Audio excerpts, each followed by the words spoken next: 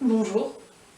On se retrouve aujourd'hui pour une vidéo face cam, ce qui date de très longtemps, genre 1 an je crois. Oui, c'est-à-dire que j'étais en terminale et du coup en terminale il y a le bac.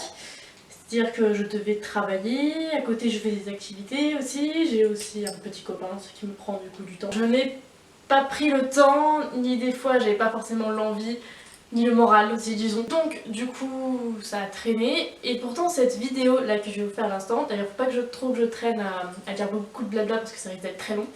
Je voulais la faire quand même il y a très longtemps. Si je dois parler de ma vie, je pense que je commencerai à partir du moment où je suis rentrée au collège. Parce que juste avant cette période, c'est pas passé grand chose. Juste à savoir sur moi, c'est que arrivée en primaire, déjà en fait je commençais à me renfermer sur moi-même parce que je connaissais personne.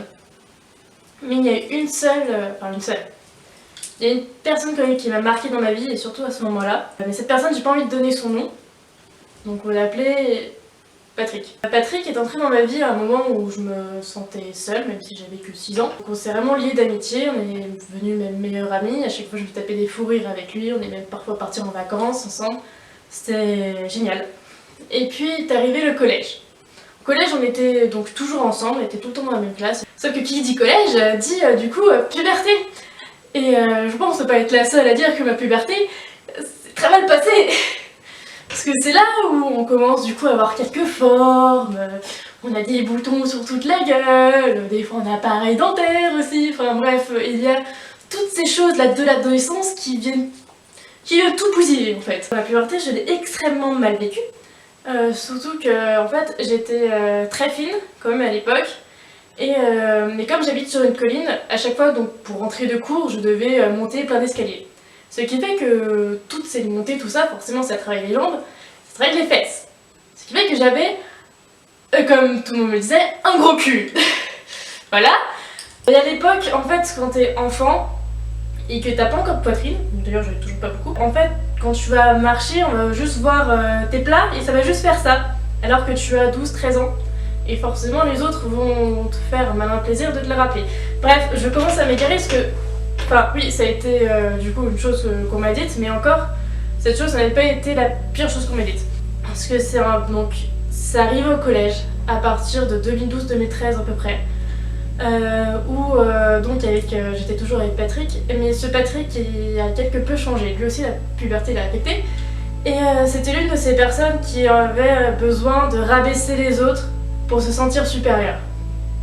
Et comme moi en plus j'étais toujours extrêmement timide, que je voulais pas aller, enfin j'avais une autre amie quand même qui elle m'a jamais causé de problème, hein. Franchement elle je lui dirais jamais rien, mais c'est vraiment ce Patrick qui m'a fait le plus de mal. Parce que comme je vous l'ai dit, il est rentré dans ma vie à une période où justement je connaissais personne, on s'est lié une forte amitié. Donc c'était mon meilleur ami et le problème c'est que comme c'était un peu mon... Là-bas, c'était un peu mon seul ami, enfin mon seul vraiment meilleur ami que je connaissais beaucoup. Il me disait des atrocités que je laissais passer. Enfin, il me disait des choses, je faisais non mais c'est bon, c'est pour rire, non mais c'est bon, c'est pas grave. Enfin, j'essayais toujours de relativiser et je me rendais pas compte qu'au fond de moi, en fait, ça me faisait extrêmement de mal. Et en fait, ces choses qu'il a pu me dire, c'est que c'était presque que tous les jours, il disait que déjà je m'habillais mal, que je prenais mes habits dans une poubelle parce que bon, j'ai pas beaucoup de moyens. Et du coup, je sais pas quoi, j'achetais mes habits qui habillent, pas vraiment des petites boutiques Auchan, même ça m'arrivait, enfin bref. Mais voilà quoi. Et puis c'est vrai que même si j'ai toujours voulu avoir un style un peu extravagant, comme maintenant quoi, au collège c'était impossible parce que le moindre petit truc extravagant, tu te faisais lyncher. Donc du coup, j'étais comme tout le monde, disons, j'avais un jean, des petites chaussures. Genre, j'avais jamais de basket, j'ai jamais aimé les baskets, mais bon, ouais, genre j'avais des bottines, enfin. Donc en fait, je suivais les autres, je me fondais dans la masse. Et malgré tout, on arrivait à trouver des reproches. Donc justement, tu t'habilles mal, tu t'habilles dans une poubelle et tout. Comme je vous ai dit, j'avais beaucoup de boutons. Bon, j'en ai un petit peu, mais imaginez-vous, il y a 5 ans, c'était 10 fois pire. Donc c'est pour ça, donc sur mes boutons, on voulait pas du tout me faire la bise parce qu'ils pensaient qu'ils allaient être infectés. Enfin, on disait tout le temps que j'étais moche, laide, hideuse, vous voyez un peu tous les adjectifs que vous pourriez trouver. Une fois du coup on m'a déjà sorti que j'étais grosse, alors que je faisais à peu près la même corpulence que là, hein. Voilà, apparemment j'étais grosse. Après évidemment on venait sur l'intelligence, donc que j'étais conne, que j'arriverais jamais à rien, que j'allais finir dans la rue. Donc, des fois quand par exemple on marchait en ville, tout ça, on voyait par exemple un carton ou un mendiant, on disait bah tiens regarde ça c'est toi plus tard, tiens regarde c'est ta future maison. Enfin ça quand on te le dit plein de fois, en fait genre on te dit une ou deux fois pour déconner, ça peut passer, encore des fois bon c'est limite. Mais là c'était limite tout le temps en fait. Genre à chaque fois qu'il avait l'occasion, il pouvait pas s'empêcher de me rabaisser. Et ce qui fait qu'en fait, arrivé en 3ème, c'est que comme je disais rien, bah ça a fini par avoir des conséquences. Et surtout que pendant cette période, en fait, j'ai eu un enchaînement de malheurs, on va dire, et ce qui m'a pas du tout aidé. Parce que donc, je vous ai dit que ça a commencé à peu près en 2012-2013, le harcèlement scolaire. Le 3 septembre 2013 exactement, c'était le lendemain, c'était un mercredi, le lendemain de ma rentrée en 5ème. J'ai eu un incendie. Il y a eu un court-circuit derrière mon four qui a explosé, donc heureusement quand j'avais vu la fumée qui sortait de chez moi, j'ai tout de suite dit à ma mère que c'était pas normal tout ça, qu'il fallait sortir, fallait je pense appeler les pompiers et tout ça. Effectivement notre four a explosé, a ravagé la cuisine donc il n'y avait plus rien. On a quand même perdu pas mal de choses. Nos chambres après, on va pas dire que toute la maison a brûlé, mais il y a beaucoup de choses qui étaient du coup cendrées, grisées et l'odeur était marquée aussi, donc la plupart des choses on n'a pas pu récupérer. Et donc cet incendie en fait du coup que j'ai vraiment vécu, c'était quand même plutôt un traumatisme. Parce que du coup on s'est retrouvés vraiment seuls avec ma mère pendant un moment où on a vu qu'on n'avait plus de maison. C'était très difficile et moi le lendemain en plus je vais retourner en cours. Ce lendemain, donc je vous cache pas que j'étais en larmes pendant toute la journée, surtout qu'il y a des gens qui me disaient hey, c'est quand que tu m'habites dans ta maison? Oui, c'est sûr qu'est-ce qu'on se marre quand on me dit ça, hein, tu viens de voir ta maison cramer devant toi et on dit ça, oui. Enfin bref, c'est quand même quelque chose qui ma mère et moi qui nous a pas mal du coup affecté. Pendant 6 mois on était relogés dans un appartement d'étudiants mais qui n'avait pas de double vitrage et c'était en ville. Donc je vous dis pas le boucan que c'était, pendant 6 mois on n'a presque pas dormi. Bref, c'était assez la galère, surtout que c'est pas tout ce qui s'est passé dans cette période, bah non, c'est pas drôle sinon. Hein, donc il y a eu le harcèlement scolaire, l'incendie, et puis qu'est-ce qu'il y a eu? En février 2014, j'ai fait une grosse chute au ski, je me suis un peu pété le genou en fait. J'ai eu un arrachement un peu physaire. Le problème c'est que le temps qu'on trouve ce que j'ai eu, ça a extrêmement traîné, donc pendant des mois, j'ai eu des béquilles. Et au moment où j'ai commencé, oui parce qu'en plus je suis pas très douée, au moment où j'ai commencé en fait à aller mieux, je suis retombée dessus. Et je me suis fait aussi au passage une entorse au poignet droit. Voilà, donc en fait j'ai eu 6 mois de béquilles en 2014. Et aussi j'ai aggravé un peu ma blessure parce que je suis pas allée chez le médecin tout de suite. J'ai un peu traîné pendant à peu près une semaine parce que au moment où ma mère était censée m'emmener chez le médecin, elle a eu elle-même un accident. On devait se retrouver en ville pour un rendez-vous. Et au moment où j'arrive sur place, je venais de l'avoir au téléphone 5 minutes, au moment où j'arrive sur place, je la rappelle et ça tombe directement sur le répondeur. J'essaie de la rappeler, au moment où je rappelle, c'est pas la voix de ma mère, c'est la voix d'une dame qui me dit votre mère elle vient de glisser là dans la rue, elle est tombée sur la tête, on la garde consciente, elle est toujours consciente, mais il y a les pompiers qui arrivent, tout ça. Et donc moi j'étais dans le tram, il y a les portes comme ça qui se ferment, et j'ai bugué, et puis j'ai couru pour essayer de la retrouver, donc voilà, j'ai couru avec une jambe pétée comme je le rappelle. Donc toutes ces choses qui se sont accumulées. Et ce qui fait qu'en fait, arrivé en 3ème, j'ai été déscolarisée du coup en janvier 2015 parce que je pouvais plus du tout aller en cours. Et j'avais quand même toujours mal à ma jambe droite, ça m'arrange. Droite, c'est en fait toute ma jambe, je la sentais paralysée, j'avais extrêmement mal. J'ai passé plein d'examens, on n'a jamais rien trouvé et c'était donc en fait psychologique. Faut pas confondre le semblant et le psychologique, c'est que la douleur était vraiment là, je la ressentais, mais c'était juste pas une réelle maladie.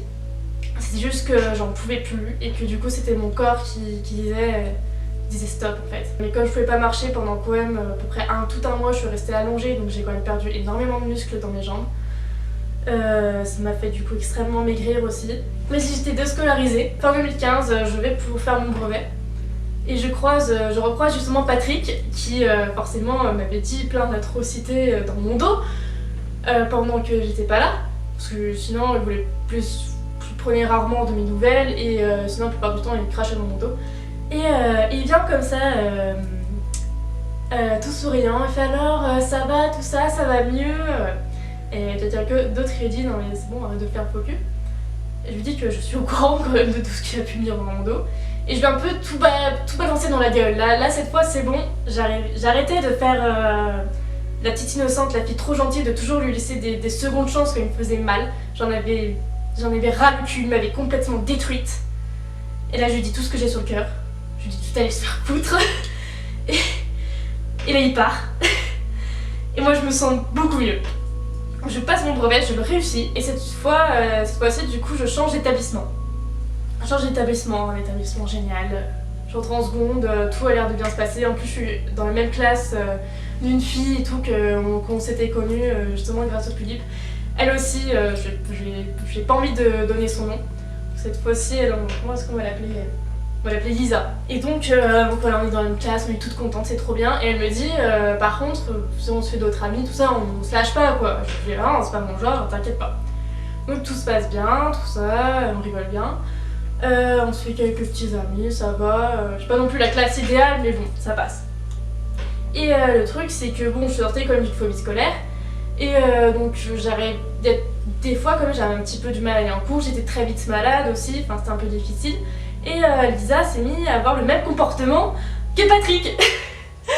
Et c'était quelque chose dont je n'avais absolument pas besoin. En fait ça a été la goutte d'eau qui a fait déborder le vase. Elle m'ignorait totalement, mais vraiment j'existais plus à ses yeux. Alors que j'avais rien fait, hein. J'existais plus du tout à ses yeux. Et pensez-vous que quand justement vous avez traversé une phase où vous êtes complètement seul parce que vous n'avez plus en cours, tout ça, plus personne vient de prendre de vos nouvelles, vous retrouvez complètement seul, vous pensez retrouver de la population, c'est déjà un gros effort de faire comme ça, de revenir, et que de nouveau une personne vous abandonne, ça m'a fait extrêmement mal. D'ailleurs c'était une vidéo qu'on peut retrouver dans ma chaîne, sur ma chaîne de cette période où elle m'a de nouveau, enfin une mauvaise personne en fait m'a abandonnée. Et cette fois-ci, ça a été la catastrophe parce que d'abord, j'étais vraiment déprimée. Je suis partie petit à petit une dépression. Je vous cache pas, je me suis mise à me mutiler parce que vraiment, j'allais pas me mutiler de façon en fait à m'arracher la peau parce que j'avais comme une sorte de haine. Je me disais mais le problème ça doit venir de moi parce que tout le monde m'abandonne, ça vient peut-être de moi et tout. Du coup, je me suis mise à me détester et je me suis même mise à avoir ce comportement de je me déteste, mais en même temps j'ai pas assez de raison, donc j'ai fait en sorte que les autres me détestent, au moins là ça fera une raison. C'est un raisonnement extrêmement stupide, mais quand vous êtes pas bien, vous faites tout de façon stupide. Et donc en fait, avec mes autres amis que eux je connaissais à distance, je me suis mise du coup à me comporter de façon ignoble, je l'admets, c'était vraiment ignoble. Et donc j'ai aussi perdu une autre amie qui m'était extrêmement chère, qui s'est du coup retourné contre moi, donc mission réussie, elle me détestait. Mais c'était forcément pas ça que j'avais besoin, en fait j'avais extrêmement besoin de soutien. Disons 3 personnes dans mon entourage à ce moment-là, on va dire en amitié, qui malgré tout sont restées là en fait. Bah c'est Mélanie, non c'est Victorine. Je sais pas du tout si vous avez regardé cette vidéo, mais en tout cas sachez que pendant cette période en fait il me restait que vous. Par contre en décembre, comme j'avais déjà accumulé tout ça, j'allais pas bien, j'ai cru à un moment donné que ça allait s'arrêter. J'avais envie de tout arrêter, j'en pouvais plus. Il y avait tout le monde qui était retourné contre moi, j'avais perdu tout le monde, tous mes êtres chers. Je parle pas de ma famille, évidemment il y avait ma famille. Je vis qu'avec ma mère, ma sœur est partie faire ses études, mes parents sont séparés, donc je vivais seulement avec ma mère. Et ma mère ne pouvait pas s'occuper que de moi, et je disais aussi pas tout à ma mère. Et donc du coup c'est ça, niveau amitié, niveau de soutien amical en fait que j'avais besoin. Je disais déjà les personnes n'étaient pas vraiment là avec moi, elles pouvaient pas, moi qui habitent loin. J'ai failli tout arrêter donc. Et j'ai quand même eu, on va dire au dernier moment, un semblant, enfin... Je dis non, faut que je continue, je peux pas arrêter, je m'étais fait des promesses, enfin je veux dire je pensais quand même à l'avenir. Donc j'ai dit non. Et surtout une autre personne qui m'a beaucoup aidée, c'était ma prof principale que j'avais en seconde, qui m'a aussi beaucoup soutenue, qui justement avait vu que je me mutilais, qui me quand même... on discutait beaucoup, elle m'a énormément aidée. Et même sans elle, je pense que, je sais pas si aussi du coup j'aurais réussi à avancer. Parce que du coup, ma seconde, même si elle a fini quand même par bien se terminer, elle était très difficile. Donc heureusement qu'il n'y avait pas d'examen en fin d'année, mais elle était quand même très difficile. Ma dépression, c'est un peu le dernier chapitre, c'est un peu le dernier gros chapitre. Et voilà, je sais pas trop quoi vous dire de plus. Des bisous. Bye bye.